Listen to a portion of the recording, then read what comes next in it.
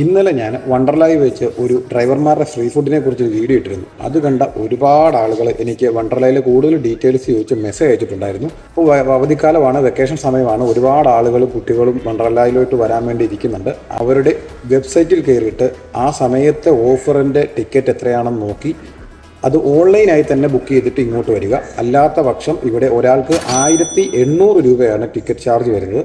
പിന്നെ ഒരു പുതിയൊരു ഓഫർ വന്നിരിക്കുന്നത് നമ്മുടെ 10ാം ക്ലാസ് +1 +2 പരീക്ഷ എഴുതിയ വിദ്യാർത്ഥികളുടെ അവരുടെ ഹോൾ ടിക്കറ്റ് കാണിക്കുകയാണെന്നുണ്ടെങ്കിൽ ടിക്കറ്റ് നിരക്കിൽ നിന്നും 35% കുറവ് ഇവിടെ ലഭിക്കും.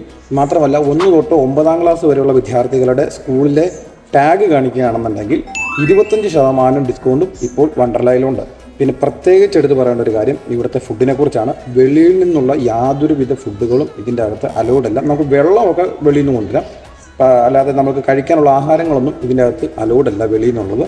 അപ്പോൾ ഇതിൻ്റെ അകത്തെ ഫുഡിൻ്റെ ഒരു റേറ്റ് വരുവാണെന്നുണ്ടെങ്കിൽ നമ്മുടെ നോർമൽ ചോറ് എന്ന് പറയാൻ പറ്റത്തില്ല, ചട്ടിച്ചോറാണ്. അതിൻ്റെ അകത്ത് മുട്ട, മീൻ എല്ലാം കൂടി മിക്സ് ചെയ്തിട്ടുള്ളൊരു ചട്ടിച്ചോറാണ്. അതിന് വരുന്നത് 340 രൂപ തൊട്ട് 380 രൂപ ഒരു റേഞ്ചാണ് അതിന് വരുന്നത്. പിന്നെ ബിരിയാണിക്ക് ഏകദേശം 350-400 ആ ഒരു റേഞ്ച് വരുന്നുണ്ട്. കേവലം ഒരു ചായക്ക് 30 രൂപ വരുന്നുണ്ട്. പിന്നെ നമ്മുടെ ലേസ്, ബിസ്ക്കറ്റ് അതെല്ലാം മാർക്കറ്റ് വരെക്കാട്ടും അല്പം കൂടുതലാണ് ഇവിടെ. ഇപ്പം ഇവിടെ എൻജോയ് ചെയ്യാൻ വരുന്നവർ ഇതെല്ലാം ഒന്ന് മനസ്സിലാക്കിയിട്ട് വരിക. എല്ലാത്തിനും അല്പം റേറ്റ് കൂടുതലാണ്. ആ ഒരു മൈൻഡ് സെറ്റിൽ ഇങ്ങോട്ട് വരാവുള്ളൂ. അല്ലാന്നുണ്ടെങ്കിൽ തിരിച്ചു പോകുമ്പോഴത്തേക്കും നമ്മൾ ഉദ്ദേശിച്ചതിനേക്കാളും കൂടുതൽ കാശ് ചിലവായല്ലോ എന്ന് ഓർത്തിട്ട് സങ്കടപ്പെടേണ്ടി വരും. പിന്നെ അതിൻ്റെ അകത്തുള്ള കാര്യങ്ങളൊക്കെ ഭയങ്കര എൻ്റർടൈൻമെൻറ്റും കാര്യങ്ങളൊക്കെയാണ്.